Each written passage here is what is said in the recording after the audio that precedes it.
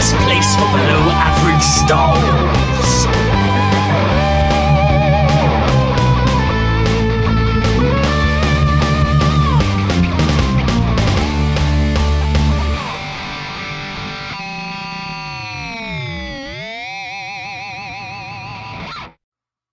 Hello there, and welcome to the Star Wars Show, the best place for below average Star Wars. I am the Geordie Jedi Pete. And I'm Jason Hondo Ling. And we are back with a brand new episode of Star Wars, where we will be continuing our review of The Bad Batch, the third and final season. Today we will be deep dive reviewing episode 4, 5, 6, and 7. So if you have not watched any of these episodes, please make sure to go watch them before you listen to us spoil it for you, because I'm sure you don't want the awesome story being spoiled. Let's just dive straight in. So we're going to be covering episode 4, A Different Approach. First, directed by Saul Ruiz and written by Ezra Nashman. It released on February 28th, 2024. And a brief synopsis is, obviously, with the damage that the shuttle sustained in Omega and Crosshair's escape has forced them to crash land on the planet Lau. They make their way to the nearby spaceport where Crosshair wants to use Force to hijack a ship, but Omega insists on acquiring the money they need to bribe a clerk through her gambling skills. Essentially, it's all about chain codes, which we found out about in season 1 of The Bad Batch. And they need these chain codes to board transports off-world. And essentially, they're going to bypass that by bribing the clerk. And that's what they want to do. So they do that by gambling in the nearby cantina. She ends up gambling against some people in the cantina and also against an Imperial officer there. And it's all quite corrupt. Batcher ends up getting snatched by the Imperial troops, and Omega goes after her with the reluctant Crosshair following. Imperial troops find and corner them. Crosshair suggests they use his skills to resolve the situation. Omega agrees. They manage to free Batcher, steal a freighter, and escape the planet. And obviously at the very end, they rendezvous with Hunter and Wrecker, leading to sort of both a joyous but also a tense reunion in the end there. So I think let's just dive straight in the episode. Jason, I would love to know your thoughts on sort of the beginning and sort of, the crash land on this planet. They're quite desperate. They go to the spaceport. Sort of what was your thoughts on how they both want to resolve the situation, I suppose? Yeah, for me, this episode was really, really cool because it's very much Crosshair and Omega. And it's sort of her, obviously her and Crosshair have started to build quite a relationship, which obviously she's got a relationship with the other Bad Batch. She never had that with Crosshair. And that's developing now. And I really loved the way they did this. Obviously, they're very polar opposites. Omega's very how do you say it? She's full of beans. She always sees the good in everything, and she doesn't really want to harm anyone unless she really has to. So she's trying to find a way that they can do it, get off the planet as quietly as possible. And it sort of reminded me, seeing the way this episode played out, of how Omega and Wrecker had built this relationship, and she's now building the relationship with Crosshair. Obviously he softens to her quite a lot as each of the next episodes go on. But this one in particular, obviously he sort of let her take the lead to a certain degree. I like the way that, obviously every time they thought they were getting ahead of the game, something hit them. Someone was there to take the credits from them. And quite frankly, I think if Crosshair had his way, he would have just blown their heads off and, got off the planet. Obviously, Omega wanted to play the smart game. And the scene with the gambling, because obviously Omega's very clever. We know she can, basically it was reading the cards like you hear of all these gambling dens and everything. And when the Imperial officer, I think his name's Captain Man, sort of turned up and sort of started playing, it was pretty obvious that this wasn't really what they needed to happen. And as I spoke to Pete earlier, the character of Captain Man for me was this brilliant, perfect, slimy Imperial officer that's obviously, he's a fattish character, so he's a fat cat. He's basically on this planet milking it dry for his own good in the name of the Empire. And he's brilliantly voiced by Harry Lloyd, who anyone who's a fan of Game of Thrones and Doctor Who, Harry Lloyd played Viserys Targaryen in the first season, who was one of the most vile. He's up there with Joffrey Baran, as one of the evil characters of Game of Thrones. And also, he was in the Doctor Who episodes. I think it was A Family of Blood, which was the one where the Doctor was a school teacher undercover, so to speak. And Harry Lloyd played this very dark character, and he plays it perfectly. His voice, for me, the character jumped out with the voice alone.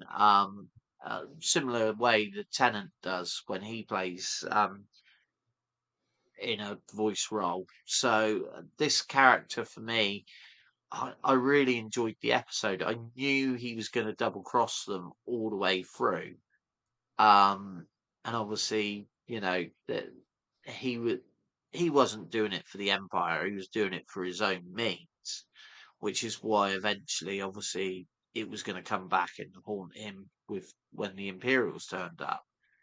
But as an episode, I really enjoyed it. And then obviously we have the ending where you see the reaction of finally Omega's reunited with the rest of the Bad Bat, or with Hunter and Wrecker, and then you see the look on their face when they realise that the help she had was Crosshair, which obviously is going to set up the next episode and ongoing, because they really have no trust in Crosshair. Obviously, we've seen him build the trust with Omega, so now we've got to see him reintegrate with the rest of the gang, if he decides to reintegrate, which I we will see as each episode goes on. Yeah, I think for me, just diving back in the episode there before we wrap it up, you've jumped well ahead there, buddy. Sorry. Yeah, no, all right. So I think, for me, I think they couldn't just shoot out at the beginning, otherwise they would have got arrested with the sheer Imperial presence that's there. I think the time when they're actually at the spaceport where they go to rescue Batcher, when they're next to a ship, like that is the time for them to shoot out of it. So it's almost like perfect tag teaming here in this episode. I feel if they'd done that at the beginning, then they would have just got arrested or killed. So I like how sort of both approaches got them to the situation where they can then escape. So it really did show sort of teamwork from both Omega and Crosshair there. Like, they have to play it smart and, try and get the credits and be sneaky to get to the position where they can then blast their way out. Otherwise, if they just try to blast their way out, they're too far away from a ship and they'll get caught out. So I love the synergy sort of in that. That's how it worked. I think I found, especially the sort of first half of the episode, I was trying to add up the credits in my head, because we know how many credits it's going to cost to get them to bypass the clerk, and then they've got so many credits, and then they keep having to sort of pay fines or pay for information, and they're losing money, but they've still got enough. So that was all really cool and fun, I thought. And it took sort of the episode away of, like, we might not actually see a shootout here, but then we actually did, so it was like a nice surprise. I thought the depiction of the Imperial officer was a sort of a fat, slimy, landowner, land baron, Tory type of, like, I'm gonna squeeze everybody on this planet, everything I can get, and I'm gonna I'm going to eat the rewards. I thought the battle, so when they rescue Batcher and there's all these other creatures at the spaceport, had like Jurassic Park vibes, especially sort of like the Jurassic World movies, especially when you see them all sort of getting out of their containment, out of their cages. I thought it was really cool.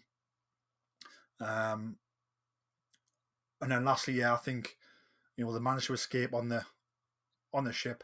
The rendezvous with Hunter and Wrecker again, sort of that joyous moment of when they see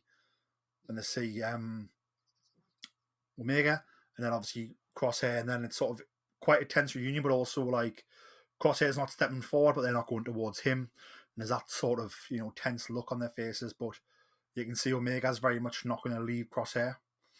And I also feel that like deep down, I think Wrecker and Hunter know that Omega's not going to get out of there herself, and there's only one person who's going to help her, and that would be Crosshair. And when he did try to send the message in the first place, that led to sort of Omega being captured in the second season. So yeah, I think overall it was like really good adventure built on the trust in the dynamic between Omega and Crosshair.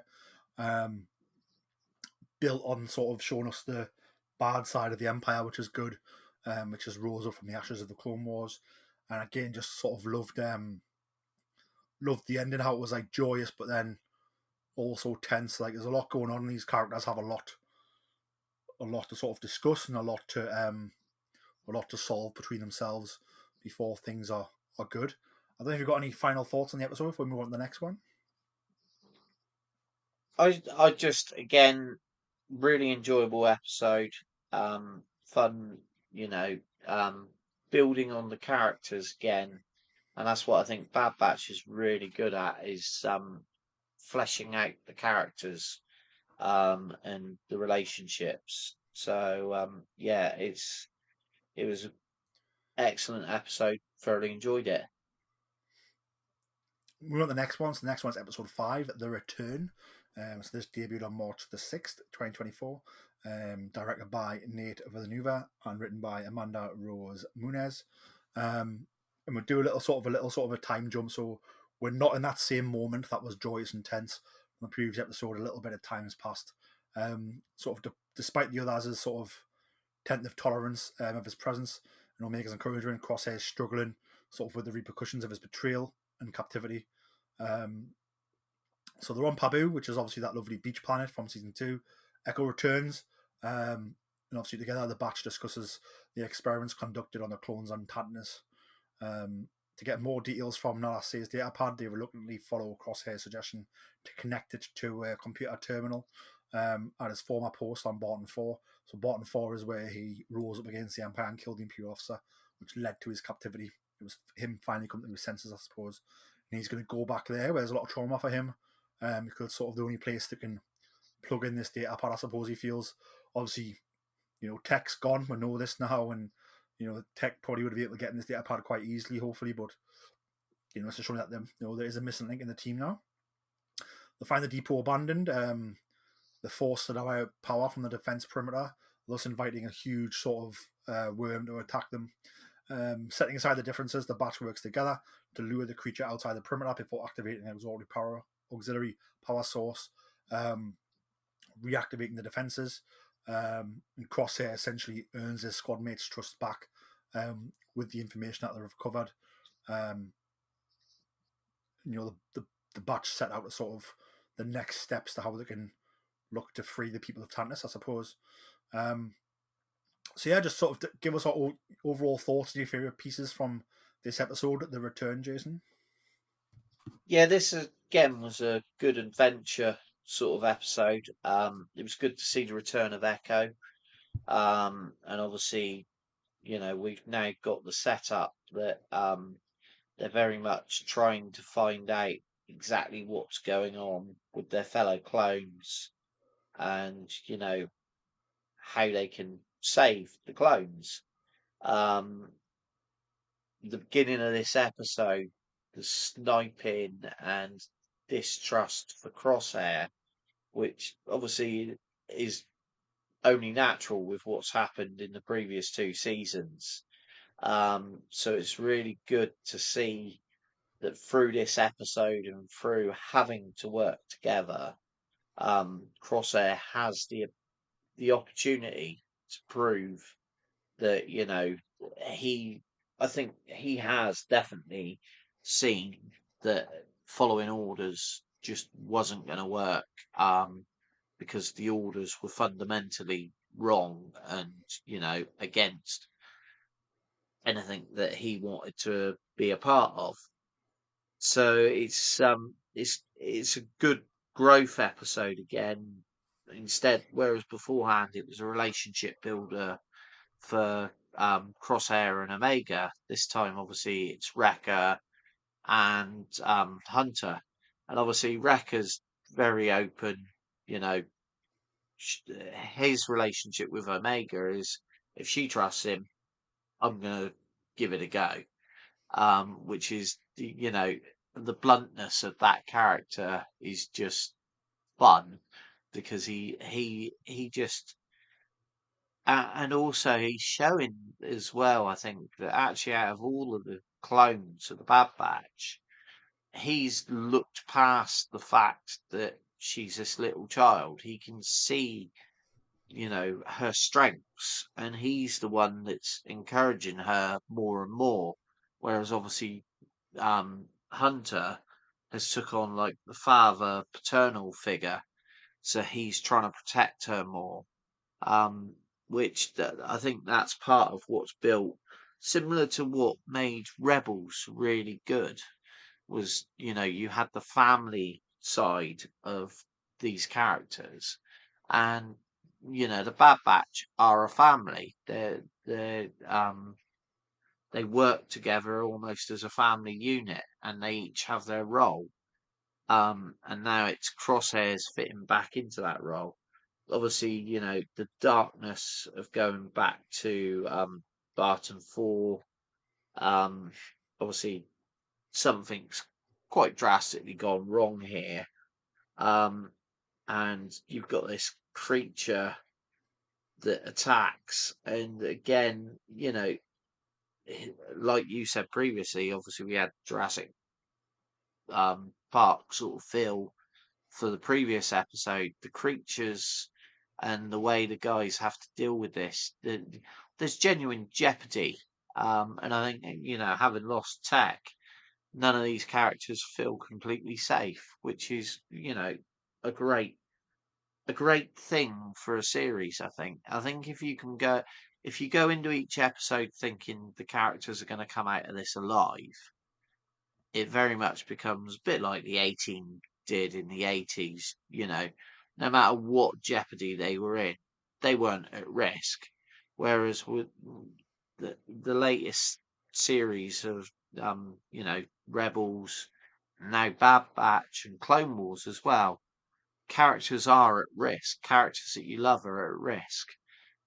So seeing them in peril, and needing to work together, is something that I think they've crafted really well for this series. No, it certainly is. I think for me, some of my favourites about this episode is I like the sort of, the way how, especially Hunter and sort of Crosshair are feeling each other out here. And Crosshair doesn't really want to share too much straight away because he's still, adjusting to sort of the trauma he's been through and sort of his newfound freedom, I suppose.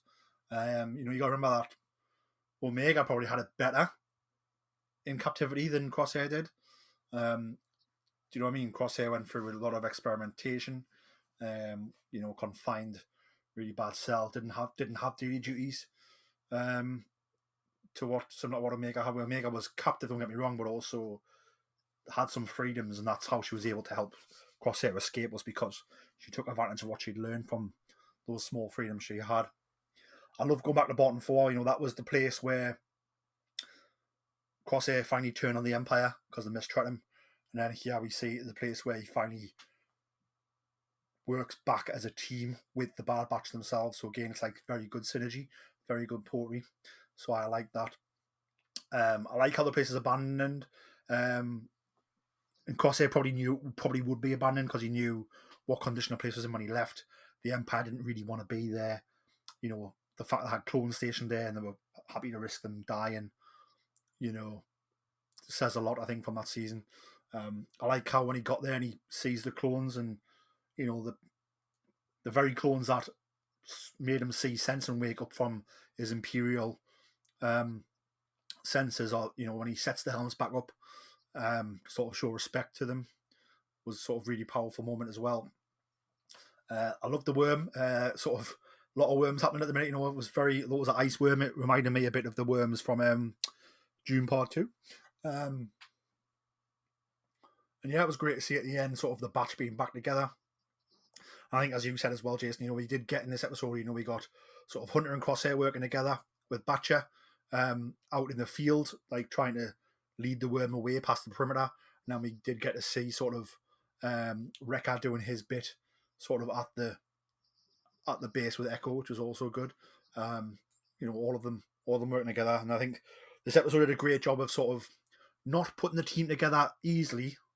Like I said, the end of last episode was quite tense reunion, and this was sort of them working out some of those issues, not all of them, but some of them, and obviously, you know, showing that put them in a crisis, and, you know, Crosshair is very much with them, although he might not be sharing much verbally at the moment. He's very much with them when you put them in a crisis, which I thought was really, really powerful. I don't know what your thoughts were on how the worm looked. Also, I also got vibes of, like, not quite the Great Dragon from The Mandalorian, but similar-ish. Yeah, no, definitely. It was very much a Star Wars creature, and I think we've discussed this before. Um, they got a love of worm-like creatures. You know, when you look at the Sarlacc pit and the asteroid creature from Empire, yeah, Empire Strikes Back. You know, there's all these different creatures that they're very worm-like and they're trying to eat everything. Um, and you know, it's definitely very Star Wars. It certainly is not like that. I like how, you know, sort of these creatures are probably all sort of not similarly related, but, you know, like probably like similar DNA. You know, almost like, you know, like the dinosaurs turn into birds and like that type of thing. You know, like we as humans, you know, are from apes. You know, you can see the sort of the similarities there as well as the differences. I think again, sort of, you know, this is not a great dragon, but it's, you know, it's an ice worm on this planet, and it's, you know, could just be a, you know, that type of creature, how it evolves when it's in different type of environment, I suppose. So I enjoyed that synergy on that as well. Any final thoughts on episode 5, The Return? No, again, as I say, this is another for me character building episode that I think just brings it neatly brings the the team back together. Not, as you rightly said, not completely, but it's built a lot of trust that enables Crosshair now to become a functioning part again of the Bad Batch. So it's an important episode. Yeah, and I think, you know, this episode shows that, you know, in time Crosshair will share his experiences with the team when it becomes right. I think it gives me hope of that going forward. Not only will the function as a team, but also like he will share those experiences, good and bad, and the team will help him through them, which is good.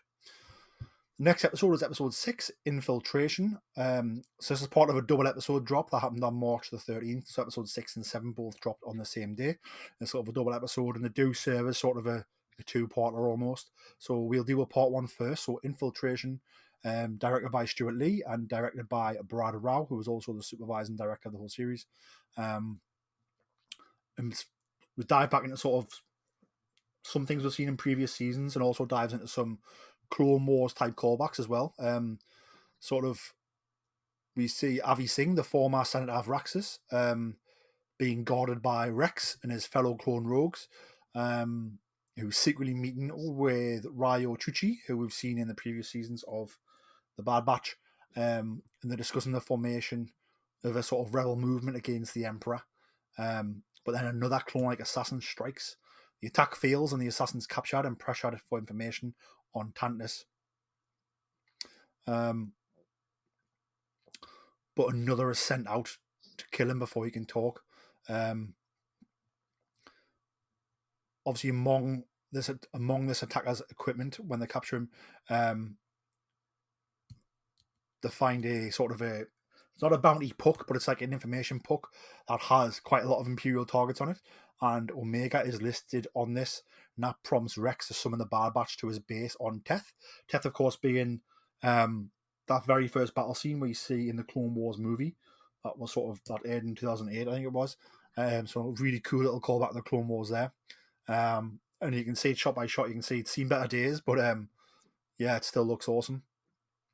Omega and Crosshair relate what little they know about the Imperial experiments and the clone assassination division formed by Hemlock. And again, upon hearing that they've captured a clone, Crosshair warns them of a secret tracking implant inside the operative.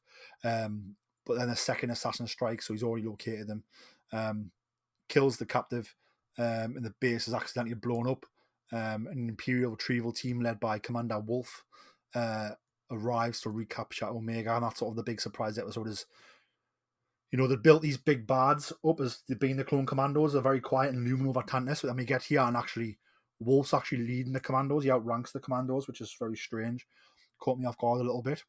But let's just go through your thoughts on the episode first, Jason. I absolutely love this. This was for me one of the ones that, as soon as you bring back Rex, I'm happy. I liked the way they tied in the episodes previously. Obviously, the episode with Avi Singh and Ryo Chuchi, who obviously also appeared in the Clone Wars. So we've got this character who's got a big past within the story. And the fact that they're discussing this rebel movement, it starts to show that plans are underfoot. So obviously now we're sort of leading into going from Bad Batch to Rebels sort of territory, which again can only make me happy.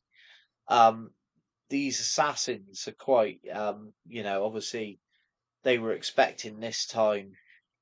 They were prepared this time to make sure that the assassin didn't have the chance to sort of kill himself. So they were able to capture, which obviously then meant that they had to somehow, the Imperials now had to try and put an end to him. And seeing obviously, the idea of Rex and, these characters that I think in some ways you needed a Bad Batch to come into it because they're fundamentally too good to want to be able to torture this guy and get the information out of. So maybe you needed the Bad Batch to turn up and be that little bit extra. Obviously, Crosshair and Omega have they've got a lot of information that maybe hasn't come out at this up until this point, and obviously they know a lot that they can help, which is all being pieced together by Rex. And obviously that to me shows the start and the formation, and maybe how the Bad Batch is in fact involved with the beginnings of the rebels or the rebellion. So yeah, this episode, and I loved, when the attack starts, the second assassin infiltrates. You've got like you see from the point of view of the looking at the Bad Batch, and then you can see doors opening behind where this stealth-like character. Um, yeah, I thoroughly enjoyed it. The whole episode, and then the reveal that obviously Commander Wolf, who we know where Wolf's story sort of ends up by the time we get to Rebels. So seeing him here, still working for the Imperials, and being in charge of this team, like you said, it sort of put you off guard, obviously. But he's a character that there is this little bit of, little bit of distrust towards because of stuff happens later on. So he was a character that I was just glad to see brought back, and obviously, he's a big part of Rex's story. So seeing that in this episode, it just tied everything in again, and brought us back into the reality that all of these stories are linked together, and we're now gaining knowledge for something that, questions that we've been asking from previous series. So the episode, and obviously it left it. We knew the second episode was going to be very much how were they going to get out of this situation, which Bad Batch brilliant at doing. So yeah, all in all, this episode I think was really cool, but obviously clearly a two-parter.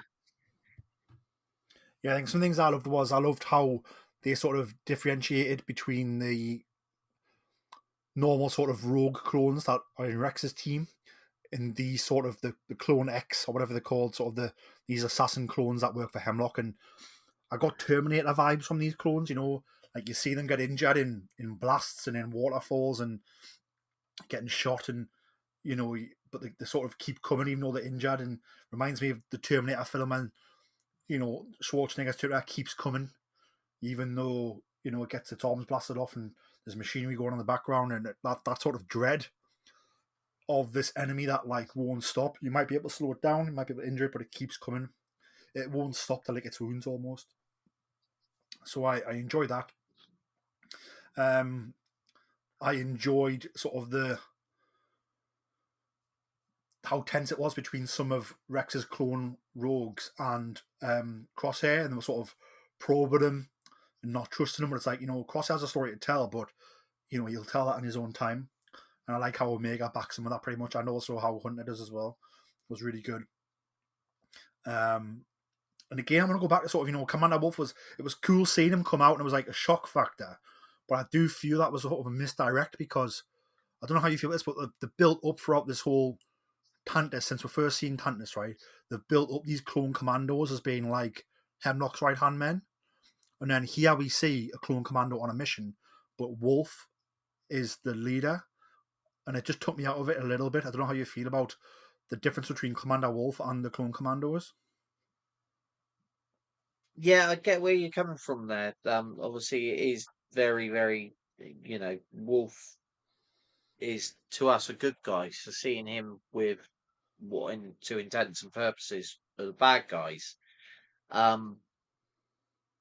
it's again, we're in a crossover period that so what we know about Wolf from the past and what we know from the future, there's a crossover that needs to occur because of the way that these clones have become part of the Empire. Um, and I get what you mean, but for me, it was like that's Wolf.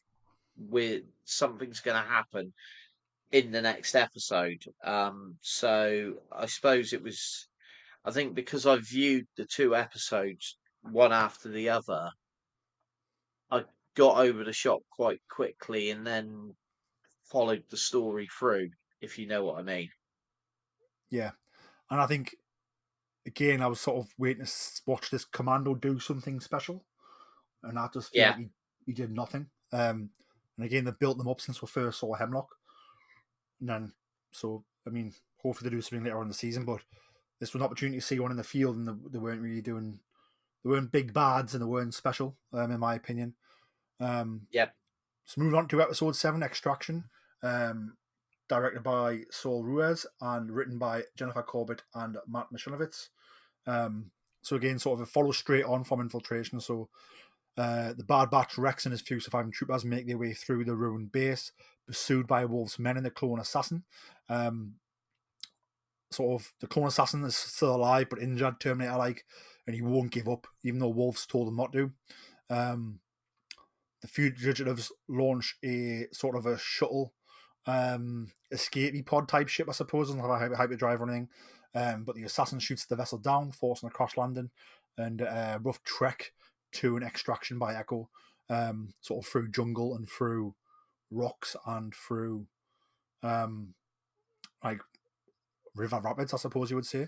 The assassin pursues them on his own till he goes over a waterfall after facing Crosshair in a duel.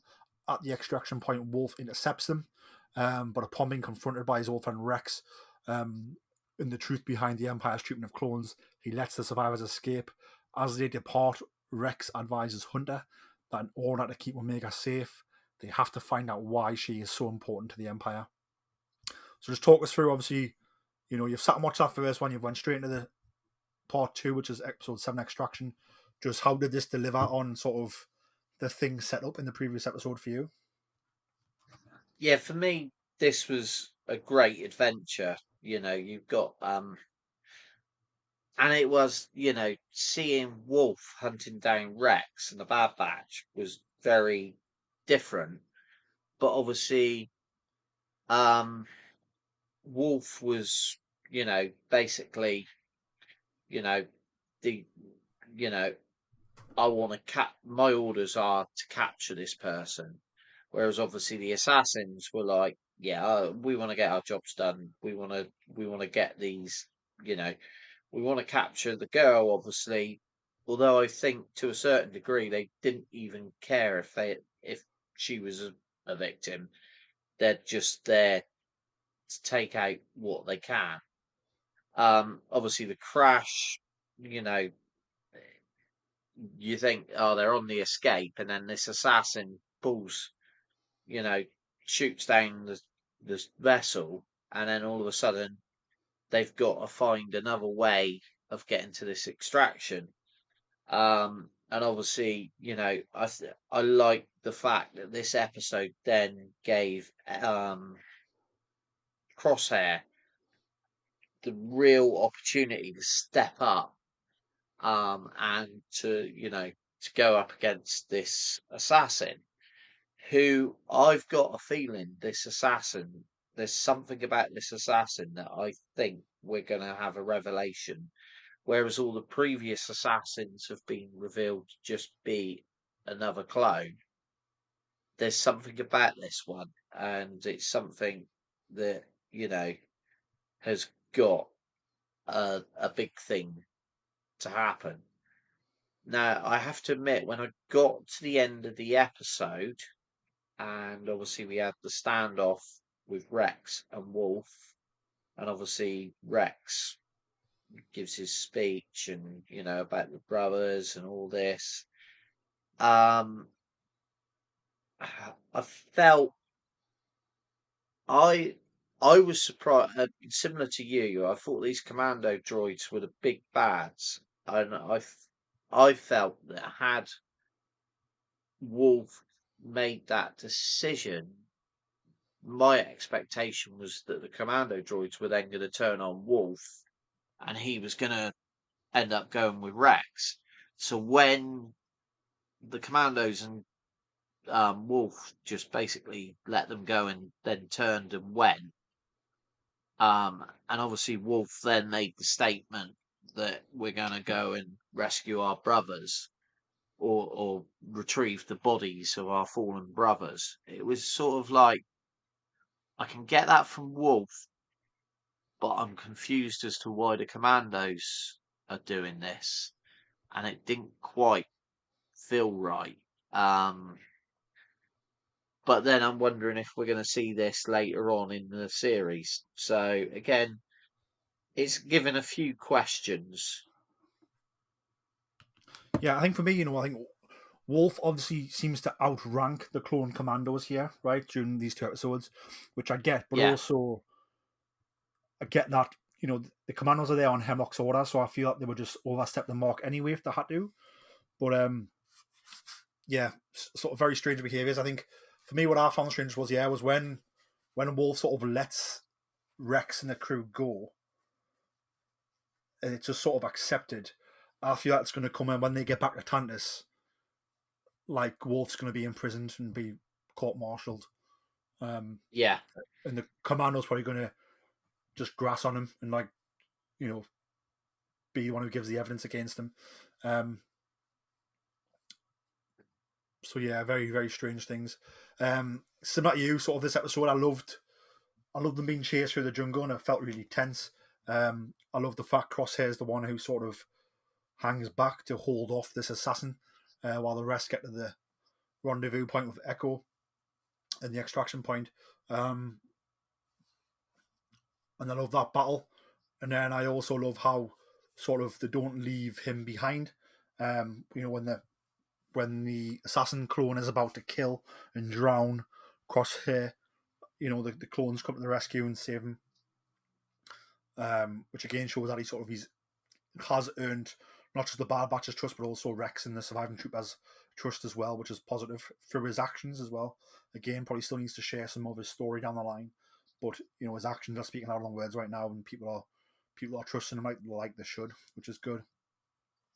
I also thought that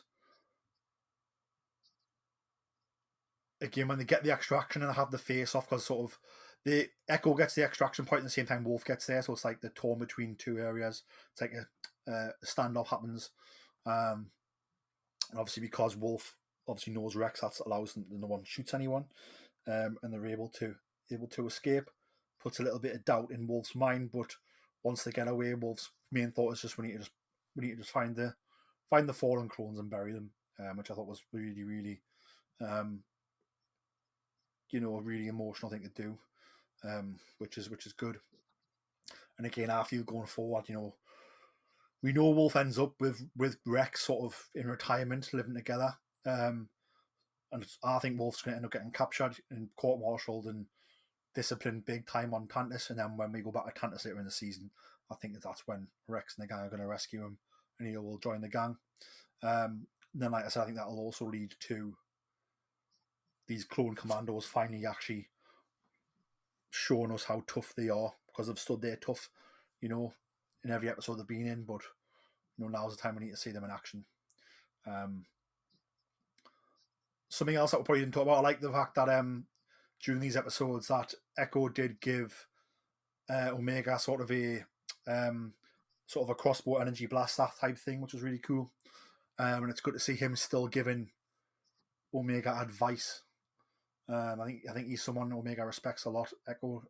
You know, he's not like an original member of the Bad Batch. You know, he's someone who very much trusts. So it was great to see that. So yeah, so overall thoughts that you haven't mentioned about the episode, and then where do you think we'll go next? Yeah, I think we've covered most of what I was thinking about. Obviously, the one thing I think I forgot to really go into was the fight between Crosshair and the assassin. I really felt that Crosshair was in peril, which is again, like I said previously, is one of the things about Bad Batch. And I loved the fact that this assassin droid was relentless. But I am convinced that there's something about this not assassin droid, assassin clone. I am convinced that there's something, and yeah, I've got my suspicions of who it could possibly be. But Would you like to share them I rather don't than know. keeping us in the dark?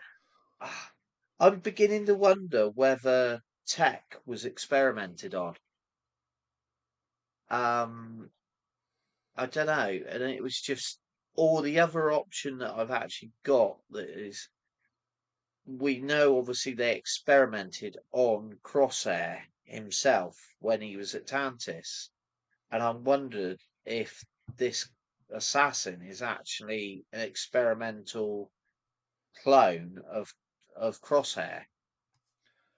It's sort of established, I think, in the previous episode where the clones obviously get put through the induction of like becoming one of these assassin clones.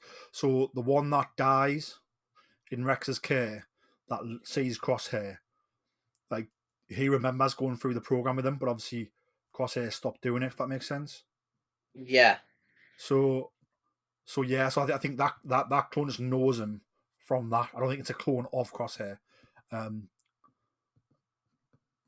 and I don't think you can grow them that fast. I think one thing in Star Wars we've learned is that the cloning's not that quick. Even if you give them accelerated yeah, growth, they're still got to be cloned from, like, you know, we've already seen this season, you know, some of the clones still on adults. If that makes sense, who are from the Clone Wars. yeah, So I don't think it's a clone of a clone, if that makes sense. But yeah, the assassin clones, obviously, the ones who were in the program the same time as Crosshair was obviously remembering from it, and obviously know that he didn't follow through with it, I suppose, Yeah. or that he was deemed sort of not the right spec to sort of to finish it off and go through it. So time will tell, I suppose, on whether they are, another clone we've met, I suppose, throughout the Clone Wars and all of our Star Wars adventures. Obviously, it all ends with sort of Rex advising Hunter in order to keep Omega safe. They have to find out why she's so important to the Empire. This, to me, said that maybe Rex is going to go his separate ways again a little bit here. Yeah. Do some more rebellion stuff, which, will be all right. And that we're going to see the Bad Batch reinvestigating the M count and Omega's blood. M count's mentioned in these episodes as well, and the clones don't really know what it is 100%. But I have a few more I building like, towards them uncovering it, which will be good. yeah, and I like the statement that Rex makes. I've heard it spoken before, sort of thing. That sort of alluded back to Anakin and Obi-Wan, and obviously the relationship he had with them, which obviously, M count, if it is midichlorian count, Anakin had the highest there ever was. He certainly did. One gripe I had with these two episodes was that, like, all of Rex's clones are just like wearing the exact same clone armor they had on in the Clone Wars, so it's a bit like it's a good way to stick out like a sore thumb, I feel. I'm not Yeah, surprised the assassin clone finds them when they're still wearing the same armor with the same markings on. Well, at least the Bad Batch have like modified theirs a bit as time has gone yeah, on. but then I suppose I could almost see it as that although they've still got that the Bad Batch always rebelled against the being the following of orders and that, whereas although they haven't got the chip in their head anymore, the clones' natural purpose that they've always worked to is following your orders and the uniformity of what they had. So they've maybe stuck to it. But no, I get what you mean. They're going to stick out like a sore thumb, even if they stick with that.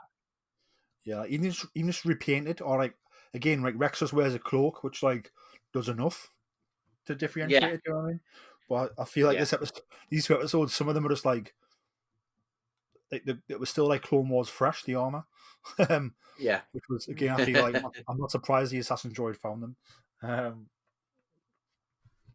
so yeah, any closing thoughts on the season so far and what you want to see next, and then we'll wrap it up.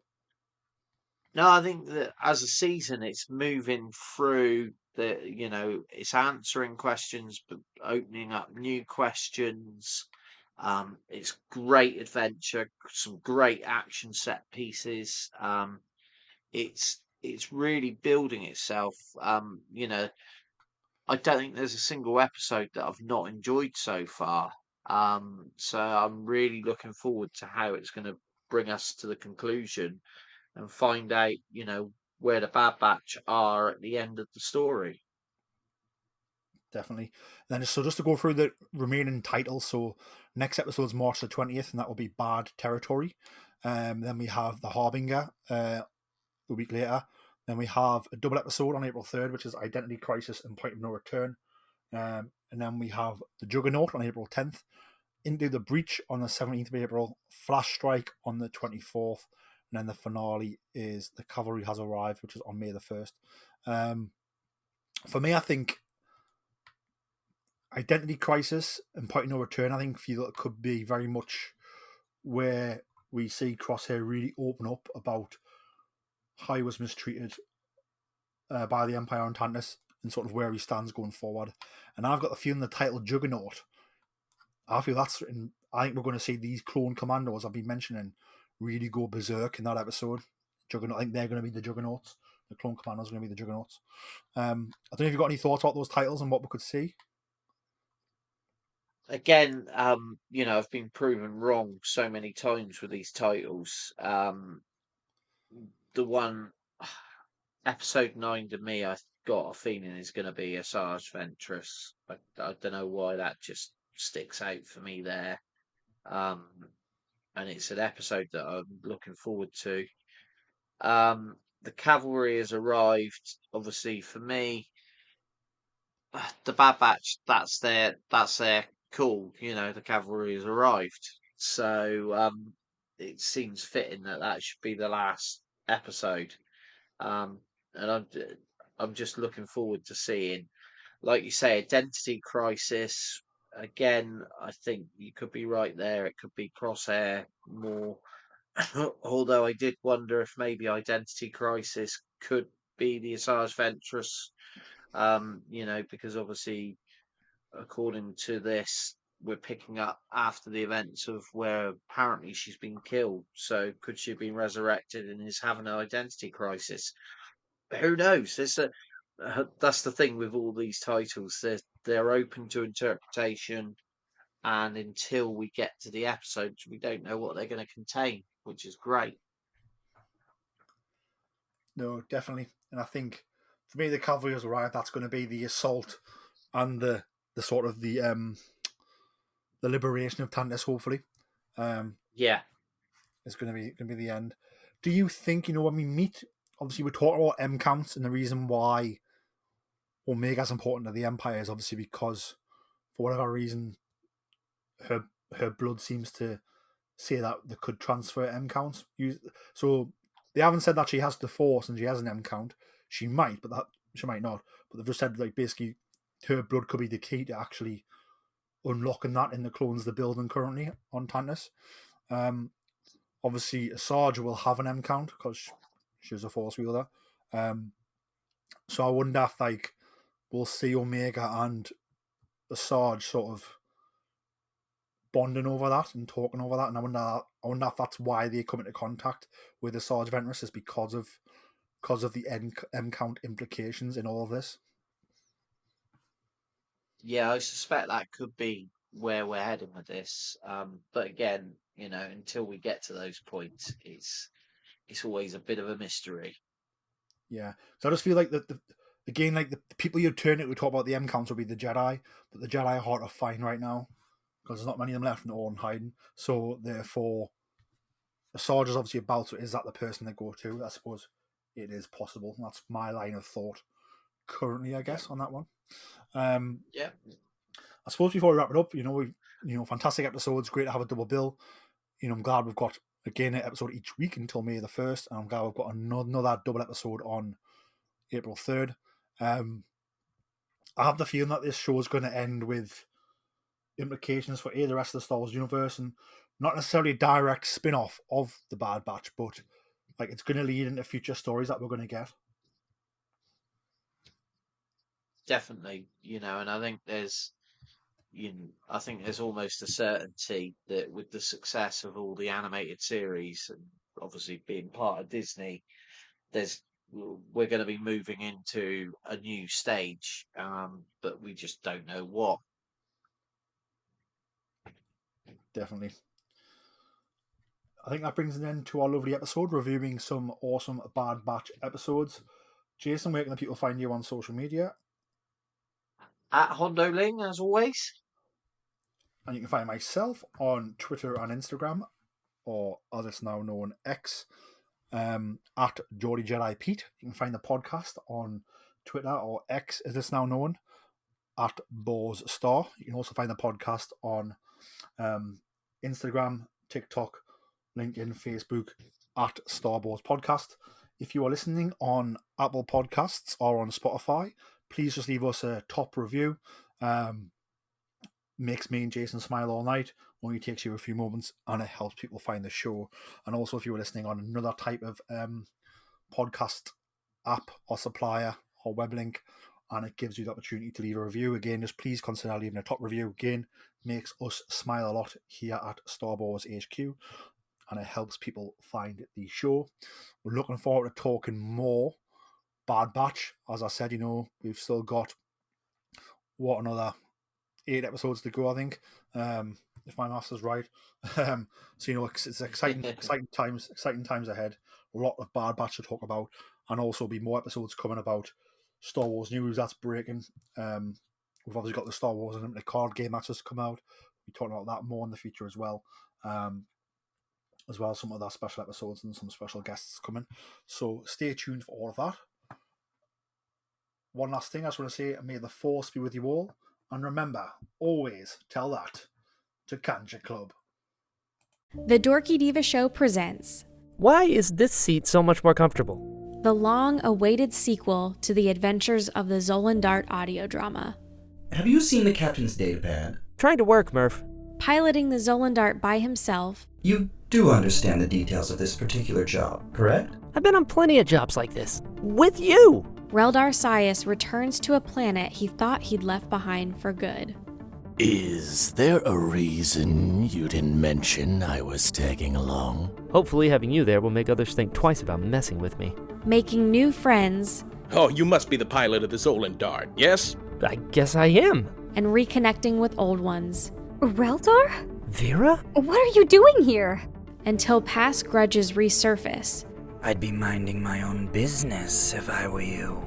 Well, if your business wasn't being handled right in front of my face, maybe I could mind my own business. We have to leave. Now. Why the rush all of a sudden? We're in trouble. If it isn't little Reldar Sias. Hey, Yorick. Long time no see. Roz already knows you're here. Oh, Look who decided to come home. Reldar must confront his origin, I must admit, I never saw this as being a part of your past, Softshell. or let it define his future. I will get what is owed to me, no matter the cost. because what Roz is trying to do is wrong. Says you. My blasters. We're going to need these. Take that, Slimo. Who do you think you are? The Adventures of the Zolan Dart, Episode 2, coming soon.